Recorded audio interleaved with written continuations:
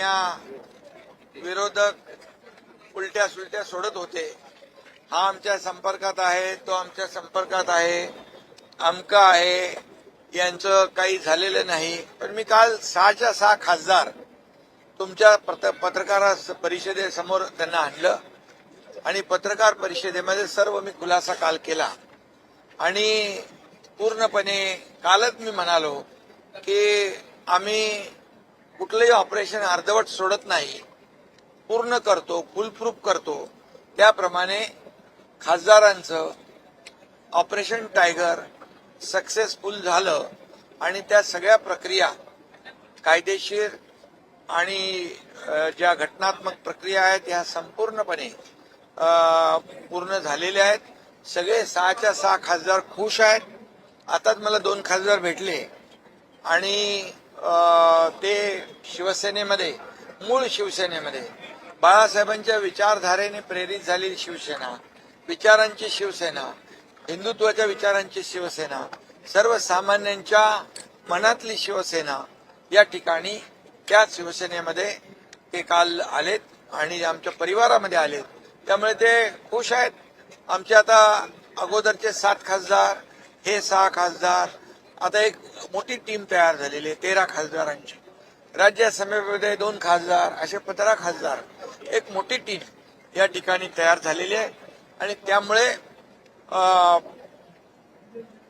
जे शिवसेना त्या भागामध्ये अधिक बळकट आणि अधिक मजबूत होईल आणि त्यामुळे त्या भागातल्या विकास कामांसाठी आजच आम्ही काही विभागांचा निधी जो आहे तो निधी त्यांचे प्रस्ताव आणायला सांगितलेत. काही निधी जो आहे त्यांना तात्काळ देण्याच्या सूचना देखील मी दिलेल्या आहेत. आणि त्यामुळे आता जो विकास निधी, मतदारसंघाचा विकास, हा त्यांचा अजेंडा होता आणि त्याला आम्ही सुरुवातही केलेली आहे आज. त्यामुळे खऱ्या अर्थाने एनडीएची ताकद जी आहे, आता एनडीएची ताकद वाढलेली आहे. प्रधानमंत्री, आपले यशस्वी प्रधानमंत्री, लोकप्रिय प्रधानमंत्री मोदीजी हे जे काही देशाला आर्थिक महासत्तेकडे नेण्याचा संकल्प जो केलेला आहे, त्यांच्या एनडीएची ताकद यामध्ये वाढलेली आहे. आणि म्हणून मी कालही सांगितलं की देशाचे प्रधानमंत्री नरेंद्र मोदीजी यांच्याकडून गेल्या 10 वर्षामध्ये 12 लाख कोटीचा निधी महाराष्ट्राला मिळाला, विकास निधी. गृहमंत्री अमित भाई, सहकार मंत्रालय, त्यांच्याकडे 10,000 कोटी रुपये या महाराष्ट्राला साखर कारखान्यातले उद्योग आणि शेतकरी यांना मदत देण्याचा निर्णय त्यांनी घेतला. नक्षलवाद संपवण्याचा निर्णय घेतला. त्यामुळे एक महाराष्ट्राचं योगदान या देशाच्या विकासामध्ये देखील मोठ्या प्रमाणावर आहे. आणि त्यामुळे मोदीजी देखील महाराष्ट्राला पैसे देताना कधी हात आखडता घेत नाहीत. म्हणून डबल इंजिनच्या सरकारमध्ये हे 6 खासदार आलेले आहेत आणि त्यांचं मी स्वागत केलं आहे आणि ते खुश आहेत. साहेब, गीतेंचा पक्ष प्रवेश झालेला आहे आपल्याकडे. ज्या गीतेंनी आपल्याच दराडे साहेबांना पाडलं आणि त्यांना आपण आता पक्ष प्रवेश दिले, ज्यावरनं उलटसुलट टीका आता विरोधक करताना पाहिला. बघा, गोकुळ गीते हे अपक्ष निवडून आले.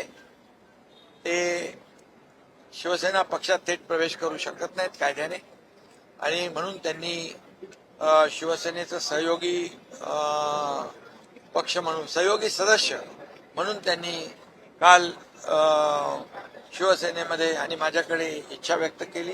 खासदार डॉक्टर श्रीकांत शिंदे यांच्या संपर्कात होते आणि दराडेंना देखील या गोष्टीची कल्पना दिलेली आहे. आणि दराडे देखील म्हणाले की संघटना पक्ष या ठिकाणी त्याची ताकद वाढत असेल तर यामध्ये अशा प्रकारचे जे काही आपल्याला निर्णय घ्यावे लागतात. शब्द दिला होता नरेंद्र दराडे यांना, तुम्ही शब्द दिला होता तुम्हाला नरेंद्र दराडे यांना युनिफॉर्म सिव्हिल कोडवरती शिवसेनेची भूमिका काय? युनिफॉर्म सिव्हिल कोड जो आहे त्याच्यावर शिवसेनेची भूमिका पहिल्यापासून सकारात्मक आहे. कारण हिंदू हृदय सम्राट बाळासाहेब ठाकरेंची, आमच्या बाळासाहेबांची भूमिका पहिल्यापासून देशामध्ये समान नागरी कायदा असला पाहिजे आणि तीच भूमिका आमची आहे. त्यामुळे समान नागरी कायदा, सगळ्यांना समान न्याय, कुठल्याही समाजावर अन्याय होणार नाही. या सगळ्या या बाबतीमध्ये भूमिका आमची सकारात्मक आहे. बाळासाहेबांची भूमिका होती तीच आमची आहे. कारण बाळासाहेबांच्या विचारांची शिवसेना आम्ही पुढे नेतोय.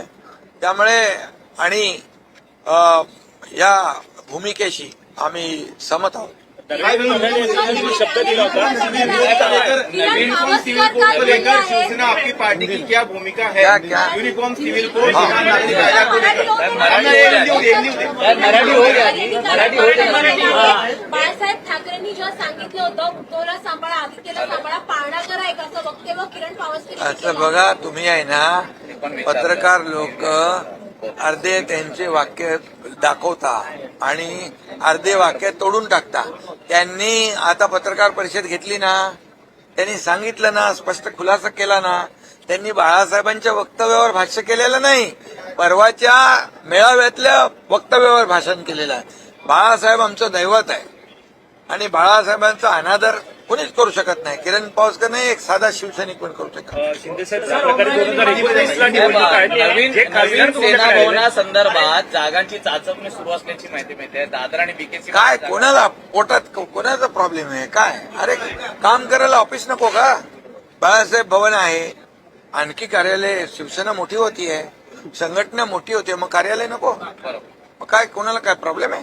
भाई 2029च्या निवडणुकीला जे खासदारांनी प्रवेश केलाय, ज्या खासदारांनी प्रवेश केलाय 2029ला, त्या खासदारांसाठी शिवसेनेमधून तीच उमेदवारी असणार आहे का? काल मी यावर बोललेलो आहे. ज्या 6 खासदारांनी शिवसेनेमध्ये प्रवेश केलाय ते 2029ला शिवसेनेच्याच तिकिटावर निवडणूक लढवतील आणि महायुतीचे उमेदवार म्हणून निवडून येतील. संघर्ष सुरूच राहणार म्हणून ओमराजेंची ही राजकीय भूमिका आहे. सोबत माझा राजकीय संघर्ष त्यांचा जो काही राजकीय त्यांच्या वडिलांच्या हत्येचा आणि तो विषय आहे, त्यामुळे त्यांचं जे काही राजकीय काय आहे, परंतु आता ते जे आलेले आहेत त्यांच्या त्या भूमिकेच्या बरोबर आम्ही स्वतः आहोत. त्यांच्या पाठीशी आम्ही उभे आहोत. कारण फक्त विकास प्रकल्प नाही, त्यांच्या प्रत्येक अडीअडचणीमध्ये शिवसेना त्यांच्या सोबत राहणार आहे. धाराशिवमध्ये महायुती नाही आणि अस्तित्वात नाही. असं तुम्हाला कोणी सांगितलंय? काय सांगितलं तुम्हाला? आमचा अजेंडा हा विकास आहे. तुम्ही पॉझिटिव्ह कधीतरी विचारणार का? निगेटिव्ह तुम्हाला विचारायला सांगितलेलं आहे. सकारात्मक भूमिकेतून पत्रकारांनी जायला पाहिजे आणि चांगलं कुठे घडत असेल त्याला तुम्ही सपोर्ट केला पाहिजे. संजय राऊत द्वारा विद्यमान खासदाराला उद्धव ठाकरे गटाच्या नेत्याने जाहीरपणे धमकी दिलेली आहे, शिवीगाळ केलेली आहे. भारतीय न्याय संहितेनुसार केस बनू शकते का आणि तुम्ही या संदर्भात पोलिसांशी बोलणार आहात का? आता प्रश्नाचं उत्तर द्या हो. पहिला त्यांनी आत्मचिंतन करावं, स्वतःचा हिशोब पहिला करावा. शिंदेसाहेब प्रश्नाचं उत्तर द्या. मी सांगतो, कायदा हातात घेण्याचा अधिकार कोणाला नाही. कायदा सुव्यवस्था राखण्याची जबाबदारी शिवसेनेची आहे. आणि कोणाला त्यांनी म्हटलेलं आहे? संजय पाटलांना. संजय पाटील स्वतः दबंग आहेत आणि अशा धमक्यांना या अशा पोकळ धमक्यांना ते घाबरत नाहीत, घाबरणार नाही. लेकिन संजय लीला पाटील तुमच्याही नावाचा उल्लेख केला आणि तो रोज केला जातो. माझा जेवढं नावाचा उल्लेख करतात तेवढे ते खड्ड्यात जातात आणि माझ्याकडे लोक जास्त येतात. संजय लीला पाटिल खुद बॉम्ब डालने की बात करते हैं, बंदूक दिखाने की एक्शन करके बॉम्ब डालने की बात करते हैं एक सांसद. कौन? देखिए, संजय लीला पाटिल ये तो लोकशाही के खिलाफ है. मैं उस पर कोई टिप्पणी करना नहीं चाहता हूँ. जो लोक प्रतिनिधि होने के बावजूद ऐसे बेतुनी बातें करता है, गंदी बातें करता है, उस पर मैं क्या बोलूंगा? देखिए, आप ही के सांसद ने बोला. मुझे अभी उस पर बात कुछ करनी नहीं है.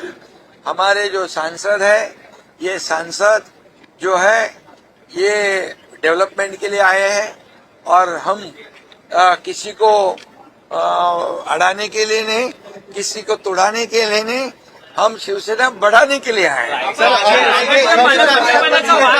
आगे और बढ़ेगी. कल 4 विधायक एब्सेंट थे. आगे शिवसेना और बढ़ेगी. आने वाले दिनों में देख पाएंगे विधायक और नगर सेवक. विधायक या नगर सेवक. ये बात आप उनको पूछिए मुझे पूछने की आवश्यकता नहीं। कल का झटका उनको बहुत जोर का बैठा है, आज सदन में उसके परिणाम दिख रहे थे। उनका संतुलन बिगड़ चुका है।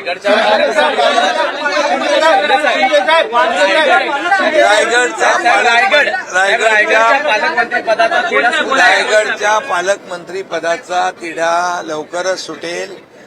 तटकरे आणि भरत गोगावले दोघांनी चर्चा केलेली आहे। मी स्वतः मुख्यमंत्री महोदयांशी बोललेलो आहे आणि लवकरच तो तिढा यूनिफॉर्म सिविल कोड को लेकर शिवसेना की क्या भूमिका है? मैंने कहा यूनिफॉर्म सिविल कोड जो है समान नागरिक कानून, ये हमारे बाला साहब ठाकरे जी की पहले से भूमिका रही है और आज देश के प्रधानमंत्री नरेंद्र मोदी जी भी सकारात्मक है और शिवसेना ये यूनिफॉर्म सिविल कोड के बारे में सकारात्मक भूमिका हमारी है। देश में समान नागरिक कानून होने की आवश्यकता है, सभी को समान न्याय और मिलना चाहिए, ये भूमिका शिवसेना की है। आपण मुख्यमंत्री असताना छत्रपती संभाजीनगर या ठिकाणी वॉटर ग्रीड प्रोजेक्ट संदर्भात 2 वेळेस बैठक पार पडली, 4,500 कोटीची तरतूद करण्यात आली होती, मात्र त्याच्यावर इम्प्लिमेंटेशन नाही झालं। संभाजीनगरची पाणी पुरवठा योजनेचं काम सुरू आहे। मराठवाडा वॉटर ग्रीड देवेंद्रजी मुख्यमंत्री पहिले असताना त्याला मान्यता मिळाली होती।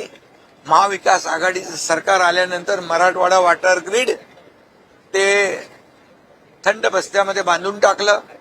मराठवाडा वॉटर ग्रीड प्रकल्प रद्द केला। तो मी जेव्हा मुख्यमंत्री झालो त्यावेळेस मराठवाडा वॉटर ग्रीड पुन्हा आम्ही त्याला सुरुवात केलेली आहे आणि मराठवाडा वॉटर ग्रीड हा प्रकल्प होणार।